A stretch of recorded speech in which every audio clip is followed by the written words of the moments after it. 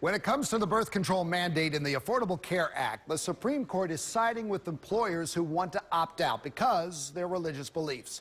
In a 5-4 ruling, the court said today that some companies can refuse to offer insurance coverage of specific birth control methods if they conflict with religious beliefs. So tonight, we're going to put this ruling in focus with Dr. Greg Dolan, who joins us from the University of Baltimore, joining us via Skype. Greg, just explain the reasoning behind the ruling today. So the court was faced with a question whether or not employers can opt out of paying. So it's important to remember what this case is or is not about. It's about whether or not employers can be required to pay. It is not about whether or not contraception will be banned or not available for people to purchase on their own. And so the reasoning, basically, the court had to answer 4 questions in a row. And if they would have answered no to any one of those 4, was whether the employers would lose. First was whether a for-profit entity can even have religious beliefs. Second, if they can, whether or not the religious beliefs are sincere. Third, whether or not the government's interest in providing these contraceptions will outweigh the religious is sufficiently compelling.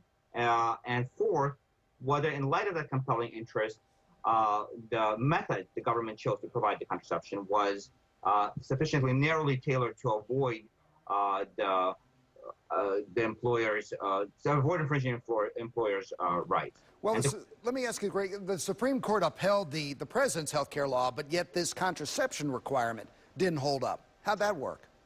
So the first challenge 2 years ago was simply, wasn't simple, but it was a question of whether Congress even has the power to enact this law. And the court said in that decision 5-4 that yes, it can.